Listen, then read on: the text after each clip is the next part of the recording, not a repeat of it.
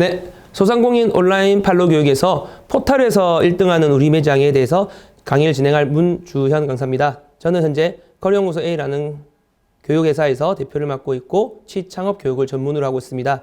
빅데이터를 통해서 창업에 대한 시장들을 분석을 하고요.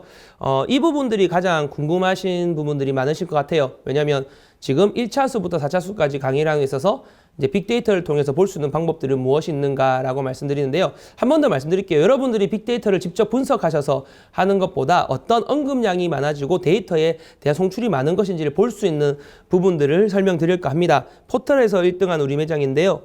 요즘 포털 많죠. 네이버, 다음, 줌, 구글, 레이트까지 포털이 굉장히 많이 있습니다. 그런데 여러분들이 혹시나 온라인 판로 시장을 고민하신다면 일단 현재까지는 네이버에서 판매하시는 게 굉장히 좋습니다. 대한민국의 기준이긴 하긴 하겠지만 이걸 왜 말씀드리냐면 검색 포털 사이트 많이 사용해 보시면 아실 겁니다. 저 같은 경우에는 이제 구글도 사용하고 네이버도 사용하고 여러 가지 많이 사용을 해보는데요. 구글 같은 경우에는 이제 대한민국하고 잘 맞지 않죠. 우리나라 대한민국은 이미지나 이런 부분이 굉장히 중요한 부분들이 많은데 구글은 글자 자판 형식으로 많이 나오죠. 그래서 이런 부분들 그리고 혹시나 유튜브 해보신지 알겠지만 저 같은 경우에도 이제 유튜브를 촬영해봤습니다. 코로나로 비대면 시대가 오면서 강의를 시장을 좀 바꿔볼까 유튜브라고 찍어봤는데요. 조그만 스튜디오 만들어서 이렇게 촬영해봤는데 쉽지 않습니다. 진짜 혹시나 제가 말씀드리는 건데요. 누구나 돈이 된다고 생각했던 시장을 접근해보시면 영상 한번 찍어보시면 알 겁니다. 저 4분짜리 영상 찍는데 2시간 반, 3시간 걸리더라고요. 포토샵으로 썸네일 만들고 편집 넣고 또 혹시나 소리 작게 들으시는 분들 좀 많으니까 자막 다 넣고 디자인하고 다 만들어 보니까 왜냐면 소상공인들은 당연히 최고의 단점은 뭐냐면 내가 직접 할 수 있어야 됩니다. 직원들을 기용하고 하면 좋겠지만 유튜브를 찍는데 수익이 나지 않는데 어떻게 다 시작하겠습니까? 그래서 이런 부분들에서 쉽게 접근이 불가능하다는 게 아니라 많은 준비를 하셔서 하면 좋은데 가장 쉽게 할 수 있는 게 포털이죠. 포털 내에서 내가 어떻게 접근할 수 있는지. 그럼 제가 포털에서 부분 설명드릴 겁니다. 왜냐면 저는 팩트를 되게 중요시하는 사람 중 한 명인데요. 저는 이 네이버에 있는 블로그를 시작한 지가 한 6년 됐습니다. 직장 생활 하다가 블로그 이제 창업해서 나왔는데요. 어떻게 하면 저도 소상공인으로서 어떻게 한번 해볼까? 이렇게 해서 생각했던 게 이제 SNS, 포털에서 마케팅이죠. 여기 보시면 우리나라에 블로그 강의 아닙니다. 혹시나 보시는 블로그 이야기 말씀 안 드립니다. 혹시나 오해하실까 말씀드리고 이 챕터에 저보다 더 우수하신 블로그 강사님들이 계셔서 제가 주저넘게 말씀드리는 건 아니지만 여기 보시면 이제 블로그를 통해서 이제 했는데 우리나라가 블로그가 1,700만 개 정도 되더라고요. 그 중에 개인이 운영하는 건데 17,000등 안에 들어가면 포털에서 이렇게 상위 키가 무조건 나옵니다. 그러니까 이 포털에 여기 있는 포털에 키워드가 나오는 게 굉장히 중요하죠. 물론 온라인 판매에 대한 부분도 있겠지만 저 같은 경우에는 여기서 제가 강의를 하게 된 계기도 이런 포털에서 제가 1등으로 올라오면서 여기 있는 담당자분께서 연락이 와서 한번 촬영해 주시면 빅데이터에 대한 촬영을 어떻게 했는데 여기 포털에 보면 제가 빅데이터 강사라고 치면 제가 나옵니다. 그럼 제가 한 번 더 말씀드리지만 저는 빅데이터를 프로그램으로 분석한 사람이라기보다는 시중에 있는 데이터를 모아서 명확하게 전달할 수 있는 사람이라고 보시는 게 더 좋을 것 같습니다. 그래서 분야가 있는데요. 그래서 이런 부분들을 쭉 치면 제가 단어가 나오고 있죠. 그래서 이런 포털에서 어떻게 1위 하면 좋지 블로그를 통해서 1등 올라오는 건 제가 설명드리지 않겠습니다. 하지만 이런 포털이나 이런 부분에서 어떻게 1등 할 수 있는지. 자, 치킨 하나 예를 들어 보겠습니다. 워낙 세상에 치킨 좋아하시니까요. 치킨 정말 좋아하실 겁니다. 저도 치킨을 많이 드시는데 요즘은 그 사회적인 격차를 일주일에 한 달에 치킨을 몇 번 먹을 수 있는가에서 빈부격차를 이야기한다 하더라고요. 한 달에 한 번 치킨을 먹을 수 있지만 한 주에 한 번 치킨을 먹을 수 있는가 아니면 치킨을 내가 먹지 않을 수 있는가 이런 것을 사회적인 빈부격차를 이야기하던데 그래서 이 치킨집을 이야기할 때 이 국감에서 한번 나왔죠. 요즘 올해 지금 곧 국감 시작하죠. 근데 정치적인 이야기는 절대 없습니다. 그냥 그 국회의원이 했죠. 외식업 이런 틀로 가야겠다는 소견이 있으면 얘기해달라고 말씀해 주시니까 하지 마세요라고 하죠. 예. 저 같은 경우에도 이제 많은 취창업 강의하다 보니까 특히 이제 교육에 관심을 가지시는 젊으신 분들이 좀 많으신데 오셔서 나는 강의를 한번 해보고 싶다라고 말씀하시면 저는 하지 마세요라고 말합니다. 왜 지옥불로 뛰어들어오십니까? 라고 하면서 상대적으로 못하게 왔는데 적을 만들고 싶어서가 아니라 진짜 쉽지 않죠. 우리 소상공인 지금 창업하시는 분도 계시고 창업을 준비하시는 분 계시겠지만 진짜 힘듭니다. 이게 어느 정도 힘든지 모르겠지만 상상하지 못할 만큼이거든요. 그런데 이게 딱 간단한 이야기죠. 치킨집 좋습니다. 치킨 정말 사랑하죠. 근데 전 세계 맥도날드 수보다 치킨집이 많습니다. 설레지 않으신가요? 치킨집은 생각 드실 겁니다. 그래서 이런 부분들. 자, 그리고 치킨집이 중식집, 일식집을 합친 것보다 많고요. 이런 분들 보시면 정말 치킨집이 너무너무나 많아진다는 걸 말씀을 드립니다. 자, 그러면 치킨집에 대해서 이야기도 한번 해보겠습니다. 포털에서 1등 하기 위해서 말씀드리는 거예요. 부산에 저는 이제 거주지가 제가 오랫동안 부산에 살고 지금은 강의가 위쪽 이제 수도권에 있어서 이렇게 생활하고 있지만 제가 부산에 있는 3대 통닭치킨집이 있습니다. 치킨집 예시를 들어볼게요. 제가 20살 대학을 다닐 때부터 지금 36세까지 그 치킨집에서 쓴 돈만 1,000만 원이 넘습니다. 오프라인 부분을 말씀을 드리는 거예요. 포털에서 우리 배짱이 온라인, 오프라인 1등을 해야 되니까. 그러면 그 치킨집에 가면 일단 제가 있고 제 친구가 3명 있습니다. 저는 모르겠지만 제가 키가 조금 크면 184에 일부 체격을 가지고 있고 총 3명 친구가 제 체격하고 똑같습니다. 3명이서 치킨집을 앉으면 일단 그 집은 신기하게 배달을 하지 않아요. 평점을 신경 쓰고 많은 것들을 신경 쓰지만 배달하지 않고요. 배달하지 않으니까 평점에 크게 신경 쓰지만 물론 맛있습니다. 3시 앉아서 치킨을 3마리 먹고요. 술을 1명씩 먹습니다. 소주를 1인당 2병씩 먹죠. 그렇게 먹고 갑니다. 근데 이게 배달하지 않으니까 저희 와이프가 이걸 좋아해요. 그러면 사장님 3시간 뒤에 올 테니까 한 마리만 포장해 주시면 안 돼요? 그러면 3시간 뒤에 알겠습니다. 이렇게 하면 오실 때 전화 주세요 하면서 가는데 와이프만 사주다 보니까 우리 엄마도 생각나는 거예요. 그럼 어머니에 전해서 우리 어머니 사드려야지 하고 그러면 또 장모님 사드려야 되고 그렇게 하면 치킨만 6마리를 결제를 합니다. 소주 6병 먹고 음료수 3병 먹으면 치킨값만 15만 원이에요. 그러면 이것은 무슨 말이냐면 컨텐츠가 좋으면 자연스럽게 포털 1위로 올라갑니다. 정말 맛있는 맛집은요. 근데 실제로 그런 말은 있죠. 정말 맛집은 SNS에 올라오지 않는다라는 말도 있죠. 나만 유지하고 싶어서요. 하지만 소문은 분명히 납니다. 그래서 이렇게 내가 그냥 간단하게 포털 어떻게 1등하지라는 고민을 하시는 것보다 나의 제품이 정말 탄탄한가를 판단하신 다음에 포털에 대한 부분을 말씀드립니다. 저는 제조업이나 생산업을 하지 않으니까 말씀드릴 수 있긴 하지만 저는 교육에서 분명히 컨텐츠가 괜찮고 알차야 된다만 말씀드립니다. 그래서 이 단어를 말씀드립니다. 계속 1차수부터 4차수까지 자주 나왔던 단어인데요.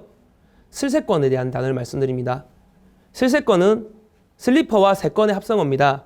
슬리퍼와 같은 복장으로 각종 여가와 편의시설을 이용할 수 있는 주거 권역을 이루는 신조어인데요.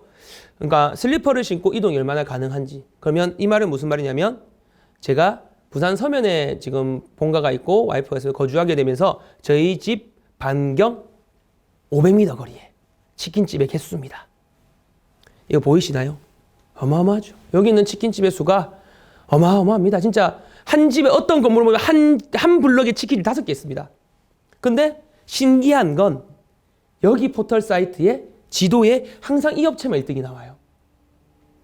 그래서 제가 또 분석을 해봤죠. 그래서 부산 서면에 혹시 부산에서는 많이 하겠지만 부산 서면이라는 곳이 그냥 가장 핫플레이스니까 부산 서면 치면 또 이 집이 나옵니다. 그러면 슬세권이라고 말씀을 드렸잖아요. 우리가 무언가를 먹을 때 내가 오프라인 가게 매장을 오픈했어요.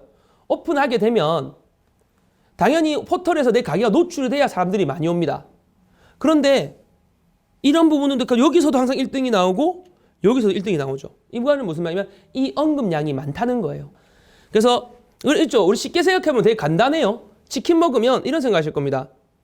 이 집 우리 실제로는 정말 맛있는 집이 많겠지만 이렇게 포털이 나오게 되면 보시면 미용실도 음식점도 이렇게 지도를 우리가 어느 지역에서 음식이 나오게 된다라고 말하죠. 어느 음식점, 매점 이런 부분에서 지도에서 올라오게 되는 거죠. 이런 부분들을 보시면서 내가 어떻게 그럼 물론 평점도 관리를 잘 해야 될 거고 언급량 높아야 될 겁니다. 여기 보시면 언급량이 제법 높죠.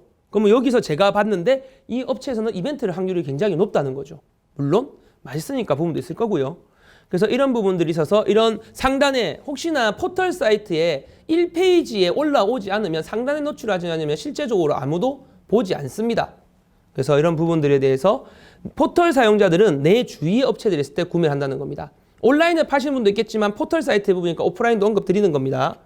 자, 그래서 상위 노출이 중요하다고 말씀을 드리는 거죠. 상위 노출을 내가 어떻게 할 것인지, 상위 노출을 어떻게 할 것인지가 가장 중요합니다. 일단 상위 노출할 때 가장 중요한 건 적합도입니다. 립스틱을 쳤는데 잘 보세요. 여기 데이터가 립스틱을 쳤는데 85만 개입니다. 85만 7천 개의 데이터가 나와요. 그러면 내가 처음 하는 제품이 아닌데 이제 후발주자인데 이 제품을 통해서 8만 5천 개에서 1등이 나온다? 거의 불가능합니다. 그러면 립스틱에서 1등 나오면 매출이 굉장히 높겠지만 여기 보시면 밑에 광고라고 붙어 있죠. 광고업체가 붙어 나오게 되죠. 그러면 우리는 접근을 할 때 낮은 처음에 여기 보시면 맥 립스틱이라고 치면 낮은 수치가 나옵니다. 더 세분화시켜서 쪼개서 점점 제품들 올리는 게 굉장히 중요합니다. 그래서 검색어에 대한 제목과 카테고리 선호도에 대한 부분들. 자, 그래서 메인 키워드하고 세부 키워드가 중요한데요. 제가 상위 노출이 계속 되는 방법 하나는 뭐냐면 블로그 포스팅을 할 때 그냥 쓰지 않는다는 거죠. 키워드를 핵심 키워드, 메인 키워드와 세부 키워드를 철저하게 구분해서 작성하게 됩니다. 처음 포털에서 1등 하기 위해서 포스팅을 썼을 때는 한 번 썼을 때 2시간씩 걸렸는데요. 지금은 하나 쓰는데 사진 넣고 이렇게 하면 30분 정도? 근데 이 많은 생각들을 하고 쓰는 겁니다. 그냥 우리 립스틱 좋아요. 우리 립 쌉니다. 여기 팔아요. 이런 게 아니라 조금 더 세부적인 메인 키워드와 세부 키워드에 대한 부분들 말씀드립니다. 그리고 인기도죠. 상품 클릭수나 상품 클릭수 부분인데요. 상품 클릭이 많으면 당연히 순위에 도움이 됩니다. 하지만 판매 실적이 중요합니다. 온라인 판매하시는 부분 예시로 드리는 거예요. 이건 또 오프라인 매장도 있긴 하겠지만 판매 실적이 비율이 현저하게 낮으면 순위가 하락하게 되고 일평균보다 과도하게 클릭되는 경우가 있죠. 매크로 같은 개념입니다. 그냥 프로그램을 사용해서 불법으로 되는 때는 순위 하락, 블로킹이 될 수 있다는 거 말씀드리고요. 판매 실적은 스마트 스토어 하시면 판매 실적 바로 나옵니다. 스마트 실적, 판매 실적이 중요하다는 거. 그리고 요즘은 뭐 구매 이런 댓글 있죠. 구매 평수에 대한 부분들. 구매 평수가 물론 판매 실적만큼 가중치는 아니지만 구매 평보다 너무 지나치게 높으면 모니터링의 대상이 됩니다. 실제로 문제 많았죠. 배달의 민족 같은 경우는 구매하지 않았는데 평점을 올리기 위해서 마케팅 업체를 사용하는 이런 구매 평수에 대한 부분들. 그리고 최신 부분들. 자주 많이 올릴 수 있는 게 좋습니다. 저 같은 경우에도 처음에 이제 SNS나 이런 포털에 1위를 하기 위해서 매일매일 포스팅을 했었거든요. 그런데 이제 시간이 지나면서 지금은 이렇게 안 되지만 2주에 한 번, 한 달에 한 번 정도 진행되게 되지만 여러분들이 이제 말씀드릴 수 있는 건 새로운 제품들 최신성을 계속 올릴 수 있는 것들 부분들이 좋다는 거 말씀드립니다. 그리고 신뢰에 대한 부분들 있죠. 신뢰도는 지키지 않으면 불이익을 받게 되는데요. 하나 제가 실제 사례 하나 말씀드리겠습니다. 저희 추석이라고 어느 곳에서 저한테 과일을 보내셨어요. 근데 과일을 보냈는데 배달 사이트에서 문자가 옵니다. 배송이 추석 때 못 오겠다고 합니다. 과일인데 선물 받은 거니까 뭐 취소 받을 거가 아니고 맛있게 먹으면 되겠다 생각하겠지만 그래서 그 이유가 이제 가게에서 불이 났다고 하더라고요. 그래서 이제 하지만 이런 표현이 맞는지 모르겠지만 가게가 불이 난 것이 중요한 게 내 입장이 중요할까요? 내가 그 과일을 받지 못한 게 중요할까요? 그런 신뢰도의 부분들 어쨌든 불이 났던 부분에 대해서 충분히 안타까운 마음들이지만 고객 입장에서는 그런 부분들에 대해서 이해를 해주지 않는 거죠. 그만큼 신뢰도가 중요하다는 거. 그래서 이런 페널티가 있다는 것을 말씀드립니다. 자, 그래서 아까 중간 사이사이에 이런 트렌드들을 보는 게 중요한 어디 있냐고 말씀하셨는데요. 다음에서 썸 트렌드라는 게 있습니다. 뭐 스몰 데이터가 모이면 빅 데이터라고 말씀을 드렸는데요. 썸 트렌드에 대한 부분들을 보시면서 트렌드에서 여러분 창업할 때 갑자기 오늘 해야지 하면서 내일 오픈되는 게 아니지 않습니까? 그러면 트렌드를 매일매일 검색해 보시면서 일별, 월별 아이디만 있으시면 1년치 데이터 보실 수 있습니다. 보시면서 언급량 보면서 언급량이 그 달에 맞는지 왜 그 달에 많을지를 생각해 보고 분석해 보셔야 돼요. 어떤 단어가 나오면 어떤 단어가 떠오르는지 이런 식으로 창업을 하면 일별, 주별, 월별 하면 언급량이 나옵니다. 그리고 창업하면 떠오르는 단어가 사업, 뷰티, 서울, 온라인, 네이버. 제가 강의 컨텐츠를 짤 때도 이렇게 짭니다. 이런 것들을 보면서 이 키워드에 가장 관심이 많겠구나 파악을 해서 컨텐츠를 짜는 거죠. 그렇게 해서 이런 부분들 디지털, 카페, 온라인 사업. 그래서 지금 오프라인보단 당연히 온라인 사업이 각광을 받고 있고 이런 사업과 뷰티, 온라인 이런 부분들에 대해서 키워드를 함께 보실 수 있습니다. 혹시 소상공인 창업하시는 분들 중에 SNS에서 뭐 글을 쓰실 때 몇 가지 알려줄 수 있는 팁은 노출을 시킬 때 키워드가 중요한데요. 그 키워드를 어떻게 좋은 단어와 부정적이나 긍정적인 단어와 부정적이나 중립 단어가 있죠. 그럼 긍정적인 단어는 이것을 좋다라고 어필하면 되지만 부정적인 내가 어떤 부분이 있을 때 치킨이 있을 때 너무 매장이 많으니까 선택권이 어렵다라는 부정의 단어가 나올 수 있죠. 그러면 그것을 극복할 수 있는 단어를 연결시켜서 말씀을 해주시면 고객은 그 부정의 단어가 해결됐으니까 내 글의 점유도가 높아지는 거죠. 그래서 내 점유도가 높아진다는 거 이런 부분들 말씀드리면 됩니다. 그래서 궁금하신 거 아까 4강의 중간에 나오셔서 이제 3강 때쯤 나오셨나? 이거 네이버 데이터랩과 구글 트렌드, 카카오 데이터 트렌드를 보시는 게 굉장히 중요합니다. 이건 제가 마지막에 이제 영상 때 보는 부분들인데요. 이제 이런 네이버나 구글 트렌드 보시면서 이제 필요한 부분들이 있습니다. 뭐 정보 기준, 클릭량이나 뭐 검색어, 다운 검색어. 그래서 보시면 특징들이 있죠. 네이버 데이터랩은 쇼핑 특화되어 있습니다. 여러분들이 온라인 판로에서 쇼핑하실 거면 네이버가 굉장히 좋고요. 구글은 이제 오랫동안 데이터를 관리해왔던 부분들이 있다는 거. 카카오 데이터 트렌드는 보기 쉽다는 거. 그리고 사용하시는 부분들을 위해서 사용 추천은 광고주나 특정 주제 관련 검색이 필요하거나 아니면 장기적인 트렌드를 볼 때는 구글 트렌드를 좀 말씀드립니다. 2004년부터 지냈으니까요. 그리고 상대적으로 단기 트렌드가 필요한 키워드가 여러 정보가 필요한 경우에는 카카오 데이터 트렌드를 사용하시면 중요합니다. 혹시 이 단어 아시는지 모르겠는데요. 이제 총 5차 수위에서 대한 부분에서 마무리 드릴까 하는데요. 이 단어가 오늘 무슨 날인지 아니라는 단어입니다. 이 단어가 뭐냐면 여자친구가 하고 남자친구가 데이트를 할 때 가장 여자가 질문했을 때 남자가 풀지 못하는 질문이라고 하거든요. 그래서 남자들이 가장 무서워하는 말이라고 하죠. 자, 그래서 이런 질문 있습니다. 오늘 무슨 날인 줄 알아가? 여자분들이 질문했을 때 남자가 풀지 못하는 질문인데요. 이런 부분들에 대해서 뭔가 말씀드리는 건 오늘 무슨 날인 줄 알아? 이거 되게 어려운 말입니다. 근데 생각해보세요. 쉽게 생각해냅니다. 그 상대방을 조금만 알고 데이터를 분석한다면 알 수 있는 부분들인데요. 그리고 오늘날은 무슨 날 이렇게 질문했을 때 이건 무슨 말이냐면 나에게 관심을 보여달라는 뜻입니다. 나에게 어떠한 관심이 있는지 그리고 얼마나 관심이 있는지 근데 이런 거죠. 오늘 무슨 날인 줄 알았을 때 하나 예시 들어볼게요. 제가 제 와이프가 여자친구일 때 예시 하나 들어볼 겁니다. 제 여자친구는 제 여자친구를 표현하겠습니다. 여자친구는 고기를 굉장히 좋아해요. 물에 빠진 고기는 먹지 않고 삶은 고기는 먹지 않고 구운 고기만 먹습니다. 고기를 먹을 때 철저하게 쌈장도 먹지 않고 고기만 먹어요. 그런데 오늘 무슨 날인데 제가 이렇게 한 거죠. 여자친구 만날 때 지은아, 와이프 이름이 지은입니다. 그냥 이름 말씀드리겠습니다. 그게 뭐 아무나 그렇게 알 수 없는 거니까요. 그냥 혹시나 와이프가 보고 있을까 봐요. 안 보고 있다고 이야기 들었습니다. 오늘 무슨 날인지 알아 이렇게 얘기하는 건데요. 그 여자친구를 만나자마자 이렇게 하는 거예요. 만나자마자 바로 한마디입니다. 지은아, 네가 좋아하는 삼겹살집 갔다 온 지 8일 지났어 라고 이야기하는 겁니다. 그러면 제가 그 8일 어떻게 기억을 할까요? 제 교육을 처음에 정확하게 들으신 분은 아시겠죠? 제가 여자친구가 좋아하는 거에서 제가 결제했겠죠. 만나기 1분 전에 스마트폰 한 번만 보면 돼요. 그러면 그 데이터가 바로 나오는 거죠. 그럼 보면서 그럼 나는 그 사람의 관심을 사는 거죠. 그리고 두 번째 풀 수 없는 게 오늘 뭐 달라진 건 없어? 라고 이야기합니다. 이게 제일 풀기가 힘들죠. 이건 뭐냐면 내가 먼저 선수를 쳐야 돼요. 여자친구 보고 오늘 너 머리가 되게 이쁜 것 같아. 어디가 이쁜 것 같아? 이렇게 하면 어디가 라면 머리 아닌데 이렇게 하면 복잡해지는 겁니다. 명확하게 이야기하셔야 돼요. 저번에 만났을 때보다 오늘 머리 웨이브가 훨씬 이쁜 것 같아 라고 이야기하는 겁니다. 명확하게 이야기하는 거죠. 포털에서 1위 하시려면요. 명확하게 쓰셔야 돼요. 우리 그런 거 있잖아요. 그런데 그런 거 있잖아요. 이런데 이런 거 있잖아요. 하면서 명확하게 말씀하시지 않고 애매하게 말씀하시면 목표가 정확하게 전달이 안 됩니다.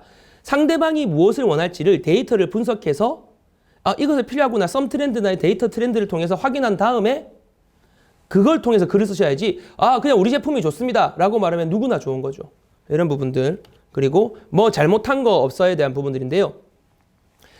뭐 잘못한 거 없어 부분들 하나 말씀드릴 수 있는 건 이런 단어가 나왔다는 건 이미 뭔가 큰 잘못했다는 거죠. 큰 사과를 하라는 거예요. 근데 우리 꼭 사과할 때 그렇죠. 여자친구가 뭐뭐 했으면 내가 미안해 이렇게 했는데 꼭 하시는 분 있어요. 그런데 그게 아니고 옛날에 있잖아 이런 식으로 흘러가시는 경우가 많아요. 이 말은 무슨 말이냐면 잘못했으면 인정하라는 거예요. 인지도 말씀드렸잖아요. 내가 뭔가 잘못했으면 고객은 절대 이해해주지 않는다고요. 관심을 보이고 제품이 탄탄하다면 사과를 받았을 때 충분히 이해가 될 수 있는 부분들이 있습니다. 이런 부분들을 통해서 여러분들이 그 포털을 하실 때 그냥 간단하게 이런 생각하실 겁니다. 배달을 고려해서라도 작고 좋은 입지라고 생각하는데 그냥 제가 제 사례 예시를 말씀드릴게요. 이거는 뭐 온라인 판매니까 오프라인 매장까지 설명드리기 어렵지만 창업 세금에 보면 세금 창업하시는 분은 있으신지 모르겠지만 창업 세금도 제가 조금 이제 세무사님은 아니니까 번화가 지역은 부가가치세 면세가 안 됩니다. 물론 뭐 부가가치가 큰 돈이 아닌지 모르겠지만 2019년도 7월부터 8천만 원으로 늘어났죠. 그러면 배달 보시면 그 중요 입지는 알 수 있지만 배달만 전문적으로 하신다면 꼭 번화가에 하실 필요가 있나 생각이 들어요. 배달을 주로 하실 거면. 온라인 판매면 치킨을 배달한다고 쉽게 생각하면 한 블럭만 지나가면 그 번화가를 벗어나는 경우가 있습니다. 그래서 배달의 민족 가세에 보시면 지역별로 돈 받잖아요. 1,000원, 2,000원, 3,000원 이렇게. 뭐 5,000원씩 있겠지만 그 말은 뭐냐면 내 음식이 정말 컨텐츠가 맛있고 정말 음식이 제품이 좋다면 입지가 크게 중요하지 않습니다. 하지만 그 매출을 상승시키려면 배달을 하시는데 꼭 서면 어느 번화가 서면에서 뭐 꼭 번화가에서 할 필요가 없죠. 그 이동만 가능하시다면 요즘은 배달하는 분들이 워낙 빠르게 잘 쓰니까 물론 안전을 위협하면 안 되겠지만 그래서 입지보다는 내가 현실적으로 메인 입지가면 좋죠. 평당 월 뭐 1평에 뭐 10평에 뭐 몇천만 내는 것보다 몇백만씩 내는 것보다 조금 떨어져도 이동 용이 수단이 가능하고 아까 전에 영상에서 말씀드렸다시피 개인 이동 수단이 점점 늘어나고 있다고 했죠.